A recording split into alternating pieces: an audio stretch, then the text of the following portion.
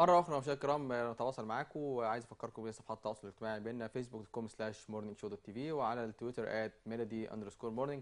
تتواصلوا معانا ومع ضيفنا بينضم لنا في الاستوديو الأستاذ أو الدكتور شهدي رجب، رئيس اتحاد التنين العربي. دي رياضة جديدة عايزين نعرف هي إيه. دكتور شهدي أهلا بيك معانا ونورنا. اهلا وسهلا بحضرتك. دكتور شهدي اهلا بيك. إيه التنين العربي؟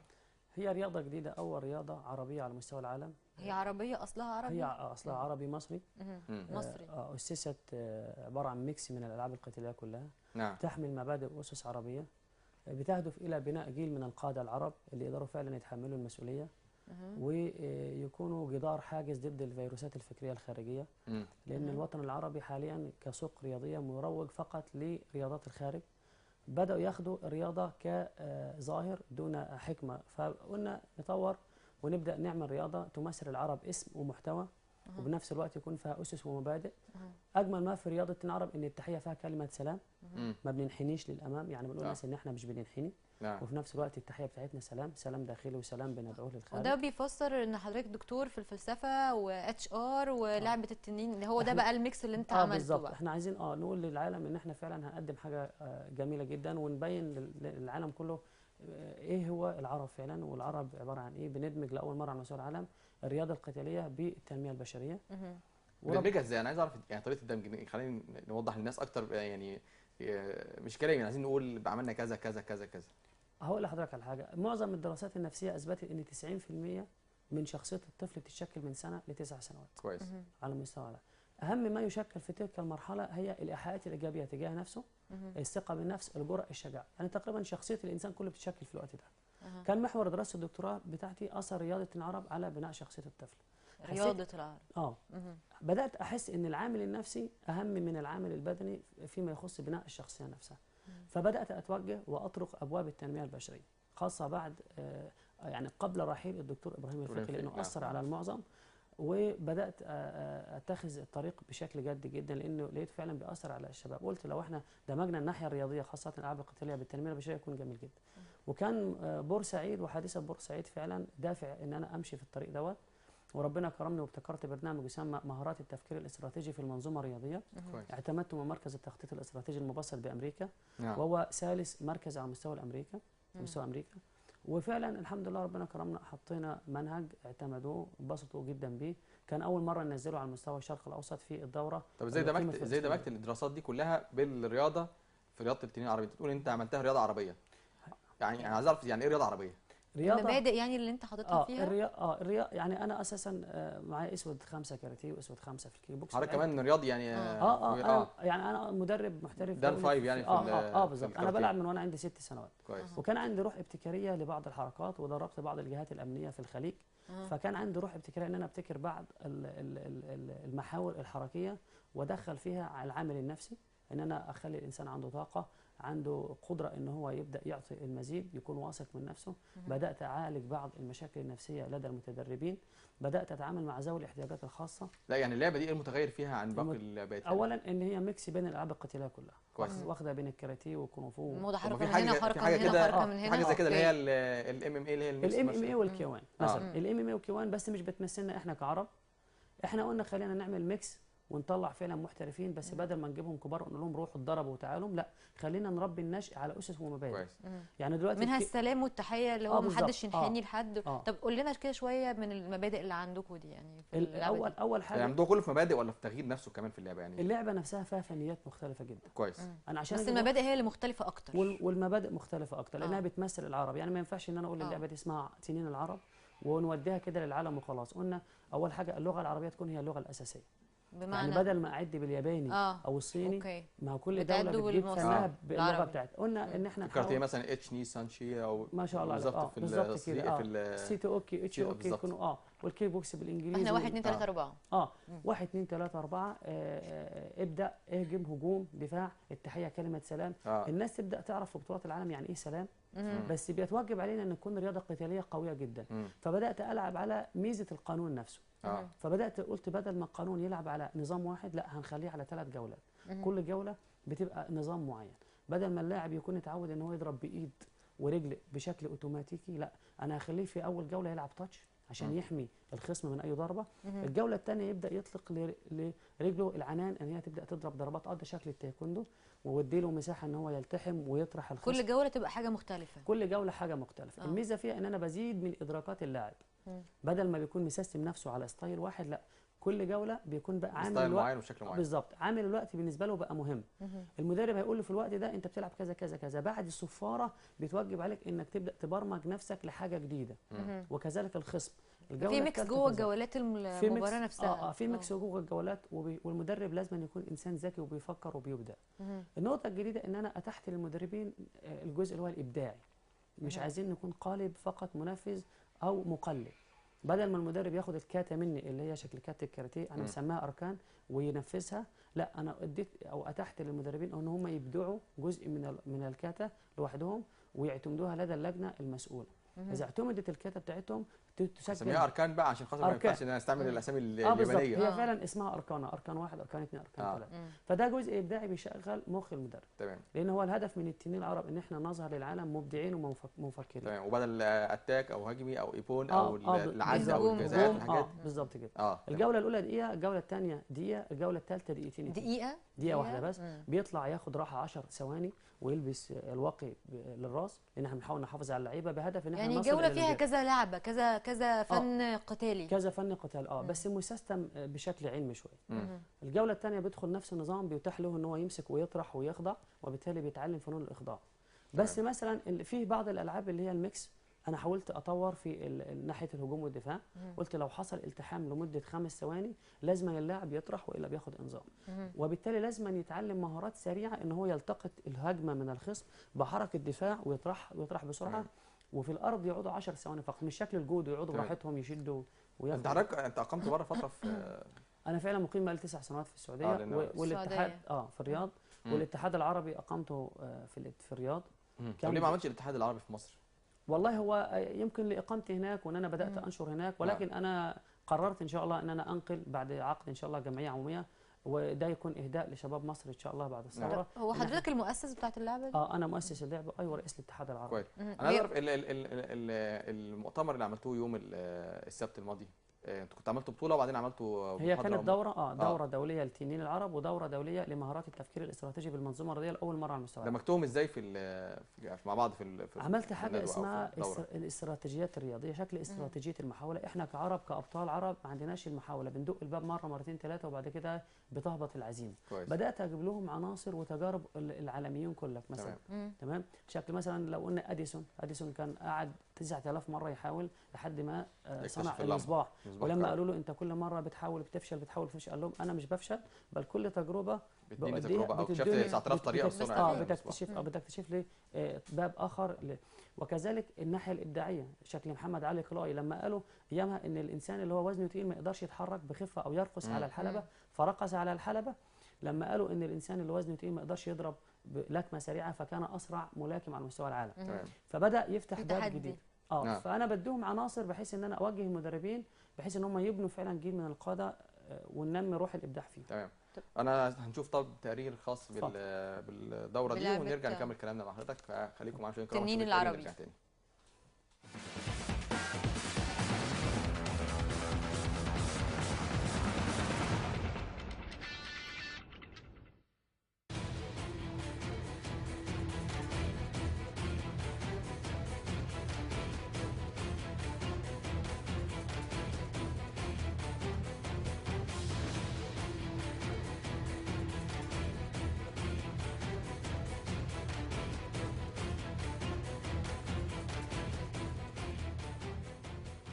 لعبة جديدة عربية عايزين ننشرها، فأنا أول ما عرفت الموضوع قلت لازم أجي لأن وقف جنبه وننشر اللعبة. ويعني كفاية إن هو فكر في حاجة تخدم المصريين وتخدم العرب والشباب كلهم بتوع العرب. فإن شاء الله بإذن الله تنتشر يبقى ليها اتحاد وتبقى لعبة عالمية وتخش أولمبياد إن شاء الله بإذن الله.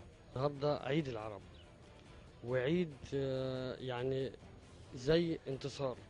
اهم حاجه ان العرب دلوقتي يكونوا ايد واحده ويقدروا يفهموا رساله الدكتور شهدي، لان رساله الدكتور شهدي مش لعبه رياضيه، لا، هي رساله للعرب اجمع ان شاء الله، بحيث ان احنا يكون عندنا حاجه بتسمى باسم العرب.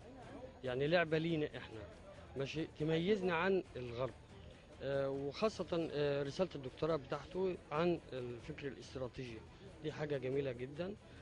يعني بتوعي الطفل او بتوعي المدرب ازاي نأسس طفل يفكر للمستقبل. الرياضة المتميزة بأشياء خاصة لا تجدها في أي رياضة عالمية، بغض النظر الجانب الحركي، وهو جانب شامل جميع الرياضات القتالية. أهم ما يميزها عن غيرها هو الجانب التربوي المستمد مبادئه من أسس إسلامية عربية أصيلة. تعتبر الدورة هذه من الدورات الجديدة، وأول دورة على مستوى الوطن العربي، واكتسب منها أفكار جديدة ومعلومات جديدة إن شاء الله، وخبرات تنفعنا.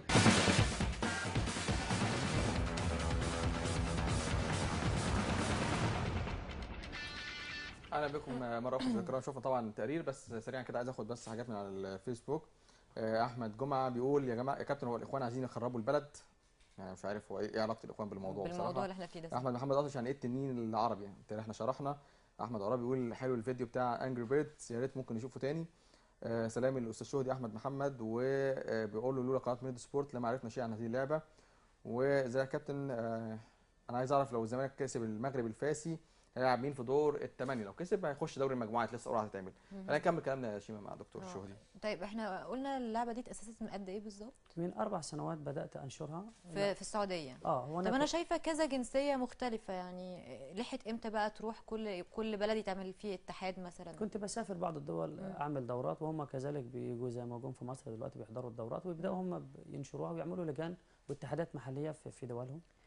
طب انت عشان يعني تنشر اللعبه جديده لسه، فانت محتاج حد يعمل لك سبونسرنج، محتاج حد يعني يرعى. انا لحد دلوقتي بصرف بشكل ذاتي، ما فكرتش او ما حبيتش اعطل. قلت يمكن اوصل لمرحله معينه وبعدين ابدا ابحث عن سبونسر مناسب يبدا حتى يشوف فعاليات. لسه مفيش مصادر تمويل يعني؟ لا مفيش اي لسه. تمويل. انا قلت لا، ما زلت بصرف مصاريف خاصه من وبالنسبه للاتحاد اللي في مصر مين يعني؟ ما هو لسه احنا بنسعى ان شاء الله لتشكيل الاتحاد المصري.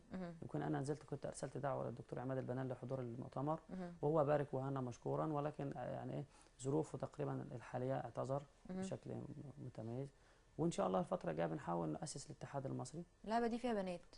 فيها بنات وفيها اطفال وفيها كبار. طيب واضح ان هم اعمارهم يعني كبيره، ف يعني خدتهم بقى من الكاراتيه من جودو ومن كده؟ بالظبط. هو بيكونوا دايما مدربين ومحترفين في العاب اخرى، شكل الكاراتيه العاب قتاليه اخرى. بس هم حبوا ان هم يشاركوا، حبوا ان هم ياسسوا برضه، يكونوا من اسمائهم من اول الناس اللي شاركوا في الاتحاد العربي الاثنين العرب، لان دي اول رياضه يؤسس لها اتحاد عربي رسمي. اتحاد عربي رسمي. هو ممكن يكون في رياضه، بس يكون ان هي تاسس لها اتحاد عربي رسمي ديت ما بتجيش كل فتره، يعني ما بتبقاش ببساطه. في امل بقى ان هي توصل للعالميه او اكيد تبقى ان شاء الله. يعني لعبه دوليه مثلا؟ بالظبط. يعني قبل حتى الاولمبياد يعني؟ لا، الانترناشونال سهل وبسيط، ويعتبر احنا بدانا فعلا ببعض الخطوات في بعض الدول شكل ايطاليا وكندا. بس هو احنا بدأتوا في ايطاليا وكندا؟ في لينا مدربين مصريين اصلا مقيمين هناك. تمام، وبداوا فعلا ينشروا اللعبه بشكل ما، بس احنا اللي بينقصنا فعلا هو الميديا وفي نفس الوقت السبونسر. الميديا والسبونسر. انما الفكر احنا دايما بنحاول نطور في الفكر، وبيحاول يكون لنا كلمه ان احنا فعلا نؤديها للشباب، لان الشباب دلوقتي بيسمع للشباب. هي لعبه بتمارس هنا في مصر اصلا؟ يعني في انديه بتمارسها ولا بتمارس على نطاق لسه ضيق؟ لا، هي حاليا بتمارس في بعض المحافظات، لان اول ما نزلنا مصر اول ما نزلنا مصر كانت دوره في المنصوره حضرها 150 مدرب كانوا من جميع انحاء مصر. بس هو لما بيرجع بيدرب شويه وحسب الفعاليات. لو اسسنا اتحاد مصري او بقى فيه سبونسرز خلاص الموضوع يعتبر انتشر في مصر كلها وفي الوطن كله. نعم. طب احنا عندنا كام بطل في لعبه التنين العربي؟ تقريبا من كل دوله ممكن نقول 10 مدربين من الدول اللي هي مشاركه في لا، عندنا كام بطل في مصر بقول؟ حاليا مثلا ممكن نقول 60 بطل. 60 بطل؟ 60 بطل من واقع 350 مدرب، لان فعلا في 350 مدرب مشتركين وما زال العدد بيزيد. 60 بطل اولاد وبنات ولا 60؟ لا، يعني مثلا 350 دولت مدربين بالفعل، انما الابطال اللي هم فعلا بيجاروا اللعب تقريبا 60. يعني في دورات بتتعمل وبطولات بتتعمل؟ ان شاء الله احنا هنقيم ان شاء الله حتى الفتره اللي جايه في الصيف اول بطوله مصريه مفتوحه، بحيث برضه ننشط السياحه وبحيث برضه يكون لنا كلمه. تقام فين؟ هتكون ان شاء الله ممكن نعملها مثلا ممكن نعملها في شرم الشيخ، ممكن نعملها في الغردقه. احنا هنشوف المكان المناسب وقتها مناسب لمصر ومناسب برضه لنا احنا كاتحاد عربي ان شاء الله. كلمني بقى عن دمج التنميه البشريه او التنميه الفكريه مع اللعبه نفسها، يعني احنا عايزين نحط شعار العقل الاستراتيجي في الجسم الرياضي. يعني دائما احنا سمعنا هو الدكتوراه بتاعت حضرتك في الفكر الاستراتيجي؟ لا، دكتوراه الفلسفه الرياضه الايحائيه. الرياضه اللي هي تسمى الايحائيه، يعني ممكن نقول ان هي الرياضه العلاجيه. بس انا بعدها دخلت باب التنميه البشريه لانه لقيته مؤثر جدا على الشباب الفتره الماضيه ديت، وبدانا نقول ان الناس كلها عارفه يعني ايه تخطيط استراتيجي، تفكير استراتيجي. بس حبينا نفهم المدرب ازاي يفكر بعد 10 سنين، يفكر ل5 سنين، المدير نفسه مدير المنشاه الرياضيه او المنظمه الرياضيه ازاي يفكر بشكل استراتيجي لقدام، ازاي يكسب حتى هو لو مدير نادي، ازاي يكسب الزباين، ازاي يحولهم من عميل نصف مستديم الى مستديم، ازاي يبدع، ازاي يعلم اللعيبه نفسهم ان هم يبدعوا في الحركات، يقابلوا المشاكل بشكل ابداعي، ازاي نحاول نتحكم في الجماهير الى بقدر ما نحط التصور السيناريوهات بتاعتنا كمنظمه رياضيه بحيث ان ما يحصلش اي مشاكل تاني. بس بنفسرها بناحيه علميه. حطيت حاجه اسمها قوى العملاق السبع اللي هي قوى الاهداف، ازاي ابني اهدافي، ازاي اقسم الاهداف بتاعتي ل7 اهداف، اهداف روحانيه اللي هو الايمان بالله، الايمان بنفسي، الايمان بالاخر، لازم احترم الاخر سواء منافس او قوه التسامح، لان في الرياضه ما فيش تسامح كامل، مستحيل اتسامح مع المنافس. يبقى في دايما بعد المباراه في حته كده برضه. وللاسف ان هو اصلا بيستغلها المنافس. لو انا مثلا بلعب مع دوله كره قدم منتخب والناس عارفه ان انا متضايق، يجي لاعب مثلا يجيب جون فيجي جنب واحد من الدفاع يقول كلمه يضايقه. المدافع طاقته للاسف بتكون سلبيه في الوقت ده. ازاي هو اللاعب يتعلم ان هو لو سمع طاقته ما تتاثرش مهما، لان ديت بتزيد. دي معادله صعبه جدا. عشان كده مثلا منتخبنا لما في ساعات كده يجي فيه جون يجي فيه 3 2 بعدها من نفس الموضوع. في فرق كتير لو فتح الدفاع انا بحاول افسرها ان هو مش تسامح. لو انا بدات اعرف يعني ازاي تسامح كامل، ضبط نفس اكتر، ضبط نفس هيديني طاقه ايجابيه. وبعد القوه الثانيه قوه الطيران، ان انا احلم واحقق حلمي ازاي. تمام بالشكل ده. تمام. في برضه بعض الرسائل على الفيسبوك.